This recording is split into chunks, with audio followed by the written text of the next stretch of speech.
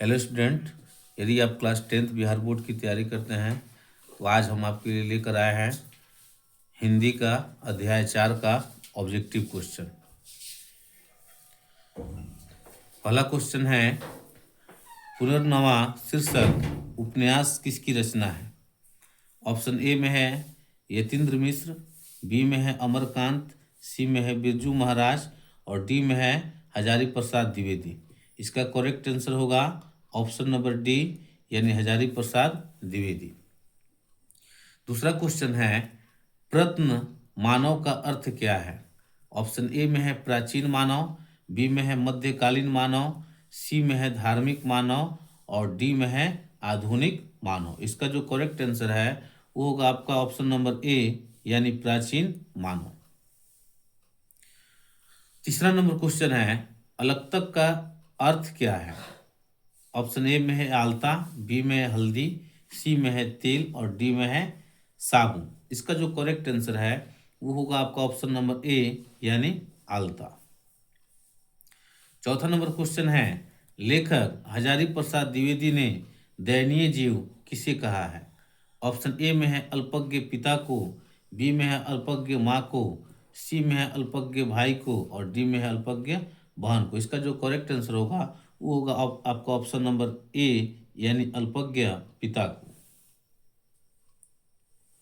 इसके बाद question number 5वां है, नाखून क्यों बढ़ते हैं शीर्षक पाठ साहित्य का कौन सा विद्या है? ऑप्शन ए में है ललित निबंध, बी में है कहानी, सी में है नाटक और डी में है एकांकी।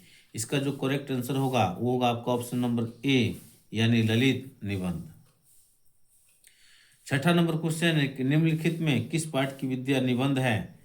ऑप्शन ए में है नाखून क्यों बढ़ते हैं, बी में है बहादुर, सी में है मछली और डी में है भारत माता। इसका जो करेक्ट आंसर होगा वो होगा आपका ऑप्शन नंबर ए यानी नाखून क्यों बढ़ते हैं।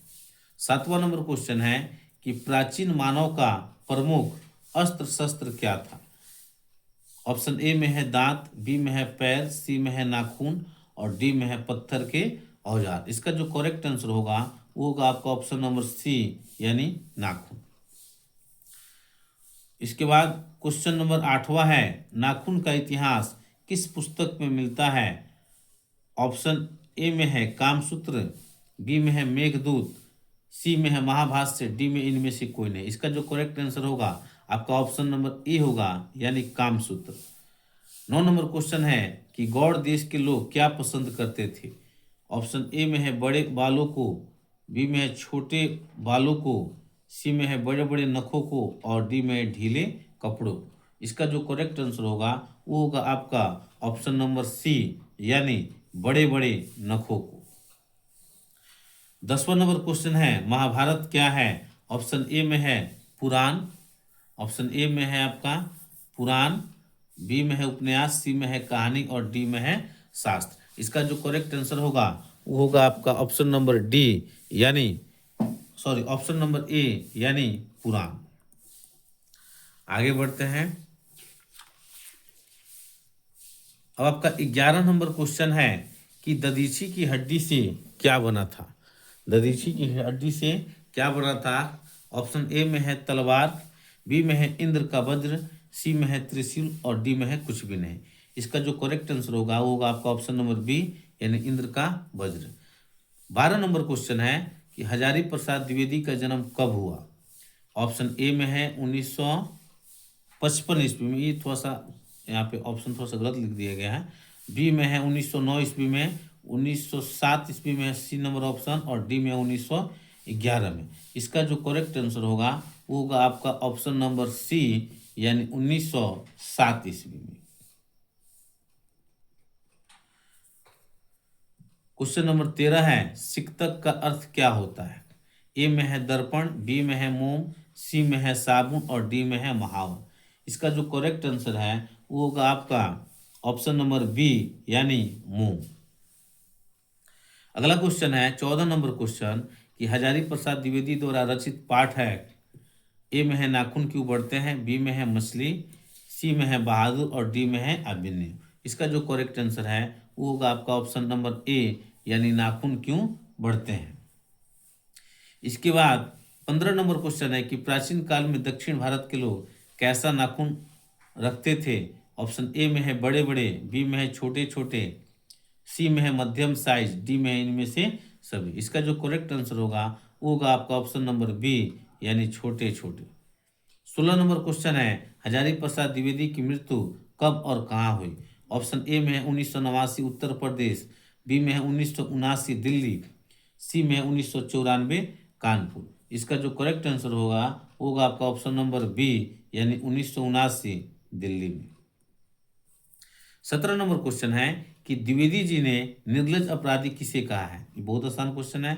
इसका जो करेक्ट इसका ऑप्शन जो है ए में है डाकू को, बी में है चोर को, सी में है नाखून को और डी में है बदमाश को। इसका जो करेक्ट आंसर होगा वो होगा आपका ऑप्शन नंबर सी, यानी नाखून को। क्वेश्चन नंबर 18 है कि ललित निबंध है, इसमें कौन ललित निबंध ये बताना है। ऑप्शन ए में है नाखून क्यों बढ़ते हैं, बी में है बहादुर, सी में है मछली और डी में है नौबत खाने में इबादत। इसका जो करेक्ट आंसर है वो होगा आपका ऑप्शन नंबर ए, यानी नाखून क्यों बढ़ते हैं। 19 नंबर क्वेश्चन है किस देश के लोग बड़े बड़े नख पसंद करते हैं। ए में है गंधार के, बी में है गौड़ के, सी में है कैक्य के और डी में है अंग देश के। तो इसका जो करेक्ट आंसर होगा वो होगा आपका ऑप्शन नंबर बी, यानी गौड़ देश के। 20 नंबर क्वेश्चन है कि लेखक के अनुसार मनुष्य के नाखून किसके जीवंत प्रतीक हैं। ऑप्शन ए में है मनुष्यता के, बी में है सभ्यता के, सी में है पाशवी वृत्ति के और डी में है सौंदर्य के। इसका जो करेक्ट आंसर होगा वो होगा आपका ऑप्शन नंबर सी, यानी पाशवी वृत्ति के।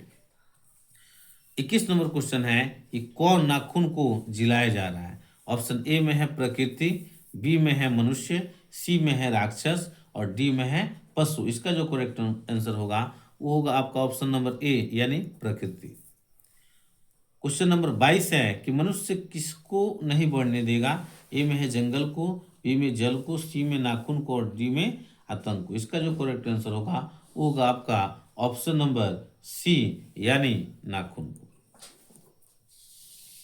इसमें लगभग 42 क्वेश्चन है, अभी और क्वेश्चन है।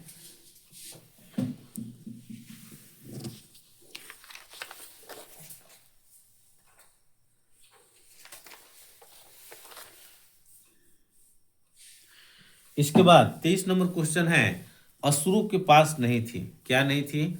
ऑप्शन ए में है विद्याएं, बी में है शक्ति, सी में है लोहे के अस्त्र और डी में है युद्ध कौशल। इसका जो करेक्ट आंसर है वो आपका होगा ऑप्शन नंबर सी, यानी लोहे के अस्त्र। 24 नंबर क्वेश्चन है नाखूनों का बढ़ना किसका परिणाम है।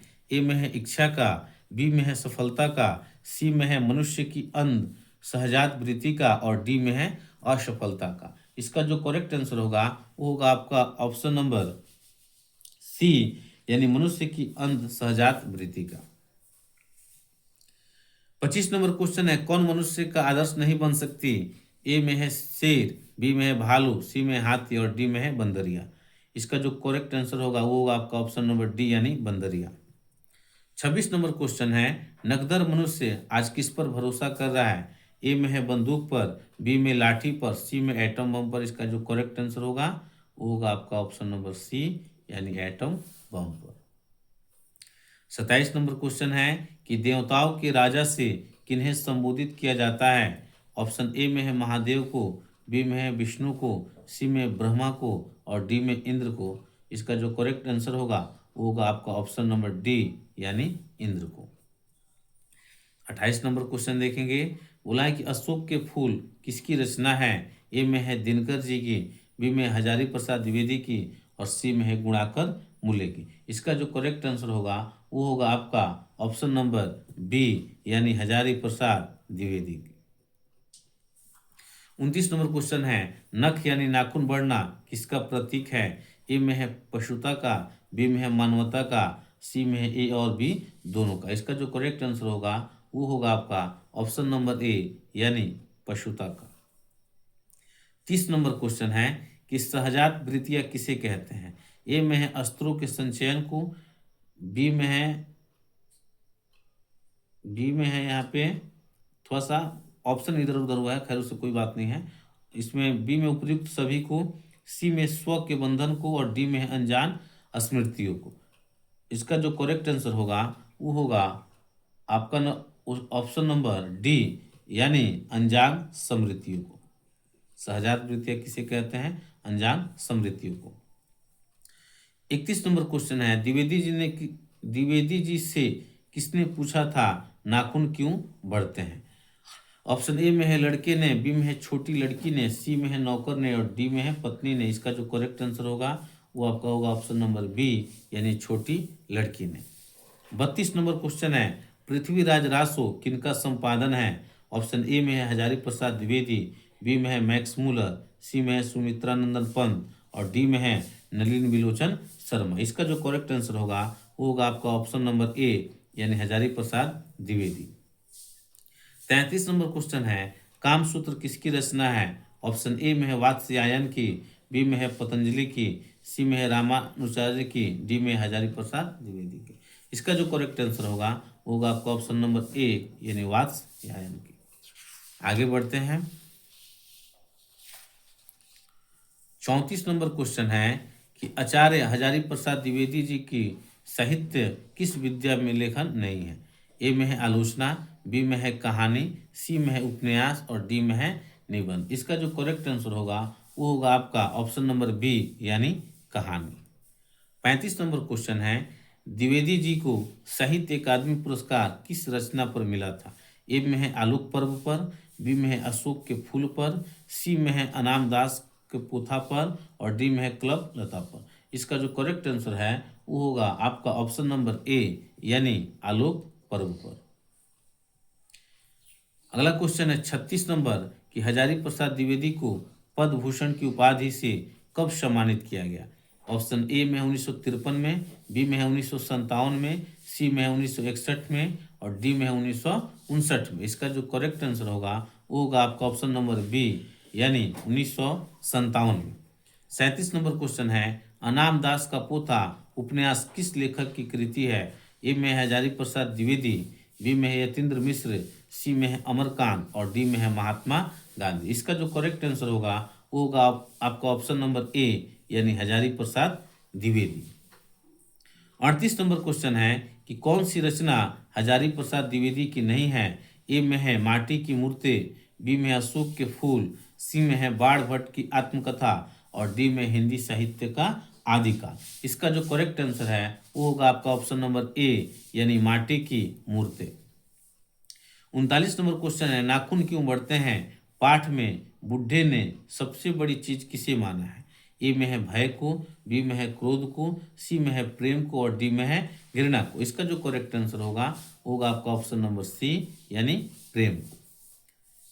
40 नंबर जो क्वेश्चन है, आलोक पर्व शीर्षक निबंध संग्रह किसकी रचना है? ए में है यतीन्द्र मिश्र को, बी में है अशोक वाजपेयी को, सी में हजारी प्रसाद द्विवेदी को और डी में है महात्मा गांधी की। इसका जो करेक्ट आंसर होगा वो होगा आपका ऑप्शन नंबर सी, यानी हजारी प्रसाद द्विवेदी का।